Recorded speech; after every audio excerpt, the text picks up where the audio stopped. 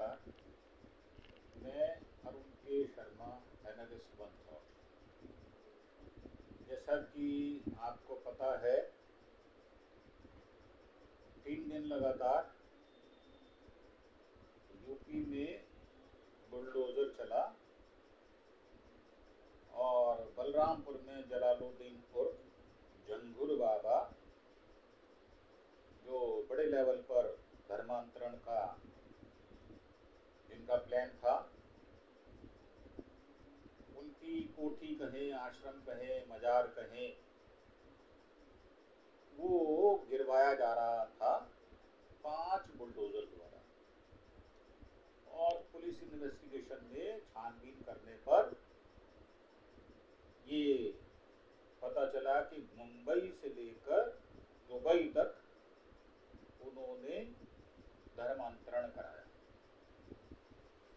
और एक degree college बन रहा था उनका, और एक पास में मजार थी जिसकी 5 बीघा जमीन थी। उस पर नजर गड़ाए बैठा था ये अपराधी किस्म का आदमी। अब इसके लिए वह बलरामपुर में बंगले से लगी जमीन पर डिग्री कॉलेज बनवा रहा था। जमीन कम ना पड़े इसलिए पास की 5 बीघा मजार की जमीन पर भी उसकी नजर थी। वहीं बलरामपुर में के बाद आजमगढ़ को अपना दूसरा मुख्यालय बना रहा था। जिला प्रशासन ने 8 और 9 अगस्त को बुलडोजर लगवाकर उसकी आलीशान कोठी के अवैध हिस्से को जमींदोज कर दिया। 8 और 9 जुलाई को अब प्रशासन झंगुर बाबा और उससे जुड़े लोगों की संपत्तियों की जांच कर रहा है। वहीं एटीएस उन लोगों की भी तलाश कर रही है जो झंगुर बाबा के सहयोगी रहे। एटीएस सूत्रों के मुताबिक झंगुर बाबा बड़े स्तर पर धर्मांतरण की प्लानिंग कर रहा था, इसलिए वह कॉलेज भी बनवा रहा था। वह कई साल से धर्मांतरण के काम में लगा हुआ था। एटीएस इन सब चीजों को लेकर एक विस्तृत रिपोर्ट बनाकर ईडी को देगी। ईडी यानी prevention of money laundering act, PMLA के तहत मामला दर्ज करके इस पूरे नेटवर्क के पैसे के लेन देन का पता लगाएगी। झंगुर बाबा ने आगे की क्या प्लानिंग कर रहा था, तो ये आपको हम बताना चाह रहे हैं। उसका निर्माण डिग्री कॉलेज था जिसे प्रशासन ने जमींदोज कर दिया है। ये कहते हैं कि ये शुरू में नग बेचा करता था।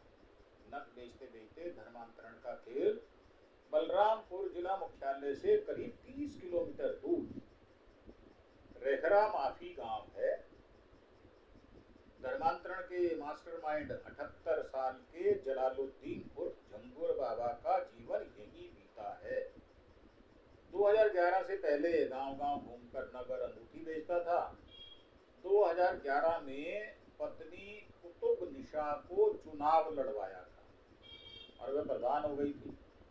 2016 में भी कुतुब निशा चुनाव जीत गई। प्रधानी मिल जाने से झंगुर ने नगर अंगूठी बेचना छोड़ दिया था, लेकिन उसे एक ट्रिक का पता चल गया कि इससे किसी को भी अपनी बात मनवाई जा सकती है। यानी 9-10 वर्ष पहले अब जो इसका गांव है, यहाँ पे लोगों से बातचीत करने पर पता चला कि झंगुर अधिकारियों और व्यापारियों तक को नग बनाता था। उसके नग को पहनने के बाद कुछ लोगों को फायदा हुआ, नौकरी और बिजनेस में तरक्की हुई। इसके बाद झंगुर बाबा लोगों को उनको लोग मानने लगे, उसे पैसे भी देने लगे। यही लोग प्रचारक बन गए। झंगुर ने प्रधानी के साथ साथ एक दंगल से भी अच्छा पैसा कमाया और उनके पुराने घर पर जब गिरफ्तारी हुई तो भीड़ लग गई। अब मुंबई गया तो धर्मांतरण को उद्देश्य बना लिया। ग्रामीणों ने बताया झंगुर बाबा के रिश्तेदार मुंबई में भी रहते थे। 2011 के बाद वह अक्सर मुंबई जाने लगा। यही उसकी ईदुल इस्लाम नाम के व्यक्ति से मुलाकात हुई और नागपुर के मांगपुर के इलाके में रहने वाला ये निवासी था। पुलिस ने इसके खिलाफ भी मामला दर्ज किया है। खुद को सचिव बताता है। दावा यह भी है कि ये संगठन 40 से ज्यादा देशों में सक्रिय है। मुस्लिम धर्म गुरुओं का संरक्षण इसे प्राप्त है। ईद उल पहले से ही धर्मांतरण के खेल में शामिल था। ईद उल इस्लाम ने ही नवीन रोहरा और उसकी पत्नी नीतू रोहरा की मुलाकात झंगुर से करवाई थी। उस वक्त नवीन और नीतू के पास अरबों की संपत्ति थी। दोनों परेशान थे। झंगुर ने दोनों का धर्मांतरण करवा दिया। अब नवीन जमालुद्दीन और नीतू नसरीन बन चुकी थी। पुलिस को जो कागज प्राप्त हुआ उसके मुताबिक दोनों ने 16 नवंबर 2015 को दुबई के अल फारूक उमर बिन कातब सेंटर में धर्म बदला था। दुबई सरकार की इस्लामिक अफेयर और चैरिटेबल एक्टिविटी डिपार्टमेंट से प्रमाणित कराया गया, लेकिन दोनों के पासपोर्ट चेक किए गए तो उनकी उस वक्त दुबई यात्रा की पुष्टि नहीं हुई। ऐसे में उनकी ये भी संभावना है कि इनके पास अलग अलग नामों से पासपोर्ट हों। और नवीन और नीतू का धर्मांतरण का हलफनामा है। इसमें झंगुर को अपना गुरु पीर मान रहे हैं और उसमें लिखा हुआ है कि हमकी नवीन घनश्याम रोहरा उर्फ जमालुद्दीन गुरु घनश्याम रोहरा नीतू रोहरा उर्फ नसरीन पत्नी नवीन घनश्याम रोहरा उर्फ जमालुद्दीन समाले नवीन रोहरा उर्फ सबीहा पुत्री नवीन रोहरा उर्फ जमालुद्दीन निवासी ग्राम मधुपुर परगना व तहसील उतरोला जिला बलरामपुर हम मुकिरान जन्मजात सिंधी थे, लेकिन दिनांक 16/11/2015 को सिंधी धर्म छोड़कर इस्लाम धर्म अपना लिया है। ये हलफनामा उन्होंने दिया है अपना। और धर्मांतरण के खेल में अकूत संपत्ति बनाता चला गया। ग्रामीणों ने बताया कि नवीन नीतू और झंगुर के मिल जाने के बाद धर्मांतरण का यह खेल खूब बढ़िया ढंग से चल निकला। विदेशों से पैसा आना शुरू हो गया। झंगुर का यह सारा कामकाज नवीन और नीतू संभालने लगे।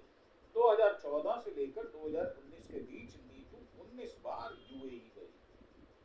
वहीं नवीन 2016 से 20 के बीच 19 बार गया। ये लोग यूएई में क्या करने गए इसके बारे में अब तक कोई ठोस जवाब नहीं दिया। अजीब यह है कि दोनों सिर्फ एक बार 8 अप्रैल 2017 को साथ गए थे। इसके अलावा हमेशा अलग अलग ही जाते थे। दावा यह भी किया जा रहा है कि झंगुर का पूरा गैंग यूएई से ही ऑपरेट होता था। यूपी के झंगुर बाबा पर धर्मांतरण कराने के आरोप लगे हैं। और इसमें आप क्या सोचते हैं कि मर्जी के खिलाफ किसी का धर्म नहीं बदला जा सकता? इसमें 17% लोगों ने अपना मत दिया। धर्मांतरण का दबाव बनाने पर कड़ी कार्रवाई होनी चाहिए, इस पर 26% लोगों ने अपना मत दिया। धर्मांतरण रोकने के लिए सरकार सख्त कानून बनाए, इसके लिए 57% लोगों ने अपना मत दिया है। मुस्तकीम पकड़ा गया लेकिन झंगुर बच गया। 27 अगस्त 2020 में उतरोला तब चर्चा में आया था जब बढ़िया भैंसा ही के अब्बू यूसुफ उर्फ मुस्तकीम खान को एटीएस ने गिरफ्तार किया था। मुस्तकीम की जांच हुई तो पता चला कि उसका connection Islamic State of Khorasan Province से है। यह पाकिस्तान का एक आतंकी संगठन है जो खुद को भविष्य का विजेता संगठन कहता है और धमकियां देता है। उस वक्त मुस्तकीम तो गिरफ्तार हो गया था, लेकिन झंगुर साफ साफ बच गया क्योंकि झंगुर के यहाँ मुंबई में भी रहता था। अब 2021 में नीतू नवीन को साथ लेकर झंगुर वापस मधुपुर आ गया है। यहाँ इन लोगों ने मधुपुर गांव में 3 बीघा जमीन खरीदी और इस जगह को खूब खरीदने की वजह यह थी कि इसके पीछे 5 बीघे में एक मजार थी जिसका कोई सीधा मालिक नहीं था। वहां अक्सर मेला लगता था। झंगुर बाबा ने 3 बीघा जमीन पर एक तरफा आलिशान घर बनाया, दूसरी तरफ एक डिग्री कॉलेज का निर्माण शुरू कर दिया। झंगुर ने अपने घर तक जाने वाली सड़क खुद बनवाई। इसमें ही 30 लाख रुपए से ज्यादा का खर्चा आया था। डिग्री कॉलेज से के जरिए धर्मांतरण का प्लान झंगुर ने पिछले साल डिग्री कॉलेज की मान्यता के लिए सिद्धार्थ यूनिवर्सिटी से संपर्क किया था, लेकिन यूनिवर्सिटी ने मान्यता नहीं दी। स्थानीय लोग कहते हैं कि कॉलेज तो एक बहाना है, असली मकसद धर्मांतरण करवाना है। कॉलेज में बड़ी संख्या में युवा आएंगे जिन्हें लालच देकर धर्मांतरण का काम करवाया जाएगा। डिग्री कॉलेज को लेकर नीतू परवीन और झंगुर का बेटा महबूब ज्यादा इंटरेस्टेड थे। जब प्रशासन ने डिग्री कॉलेज के आधे से ज्यादा हिस्से को अवैध मानते हुए जमीन दोज कर दिया है। झंगुर के घर के ठीक पीछे करीब 5 बीघे में एक मजार है। झंगुर की नजर इस मजार और उसकी जमीन पर भी थी। इसके लिए वह अक्सर मुस्लिम धर्म गुरुओं के संपर्क में रहता था। खुद को उस मजार का सर्वे सर्वा बताता। झंगुर ने खुद को पीर बाबा घोषित कर दिया था। पीर बाबा घोषित होने के बाद मुस्लिम धर्म गुरुओं में किसी तरह की आपत्ति नहीं रह जाती। मजार के लोग झंगुर की गिरफ्तारी के बाद किसी भी तरह से बोलने से बच रहे हैं और धर्मांतरण के तार आजमगढ़ तक भी फैले। झंगुर की गैंग धर्मांतरण के काम को बड़ी समझदारी के साथ करती थी।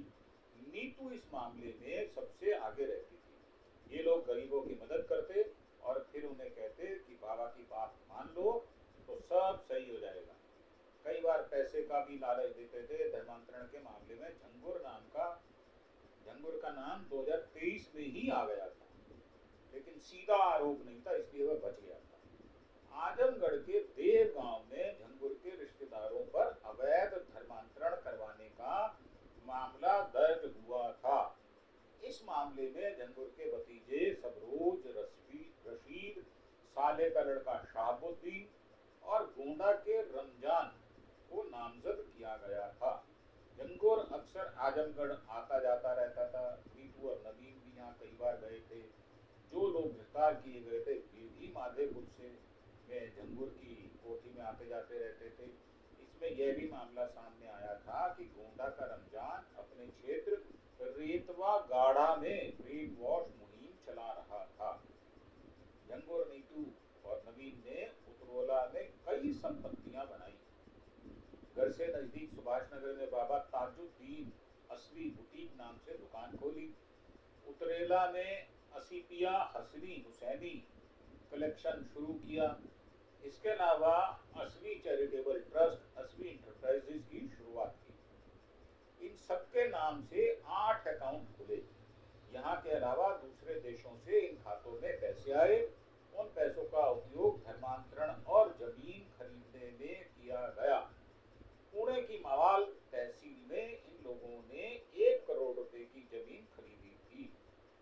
अब झंगुर गैंग पर अब तक जो कार्रवाई हुई उसमें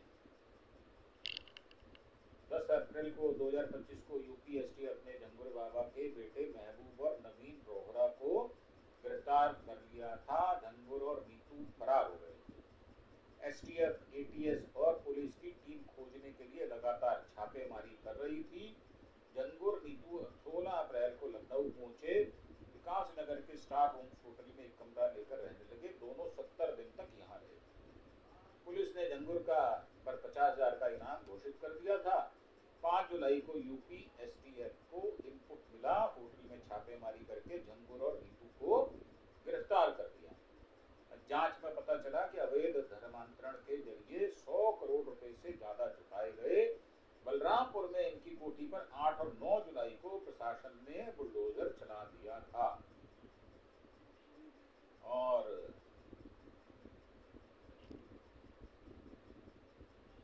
5 जुलाई को यूपी एसटीएफ ने लखनऊ के होटल में छापेमारी करके झंगुर और नीतू को गिरफ्तार कर लिया। इसके बाद इन्हें लेकर कई खुलासे हुए। तब पता चला कि अवैध धर्मांतरण के जरिए 100 करोड़ रुपए से ज्यादा का पैसा जुटाया गया है। तो ये थी हमारी प्रस्तुति। इसमें एक या 2 एपिसोड आपको पूरी इंफॉर्मेशन के साथ और देंगे ताकि आपको इस टॉपिक पर सारी जानकारी उपलब्ध हो जाए। और इसी के साथ हम आपसे एक रिक्वेस्ट भी करते हैं कि आप हमारा चैनल अरुण के शर्मा एनालिस्ट वन थॉट को सब्सक्राइब अवश्य करें। वो इसलिए कि जो इस तरह की न्यूज होती है वो ज़्यादा फैल नहीं पाती और इस विषय में लोगों को नॉलेज मिल नहीं पाती। तो हमारा आपसे अनुरोध है कि आप इस प्रकार की जो सूचनाएं होती हैं उनको अवश्य सुने और लोगों तक पहुंचाने का कष्ट करें और साथ ही हमारे चैनल को ज़्यादा से ज़्यादा सब्सक्राइब भी करें। अरुण के शर्मा एनालिस्ट वन थॉट। इसी के साथ आपसे विदा लेते हुए धन्यवाद, थैंक यू, जय हिंद, जय भारत।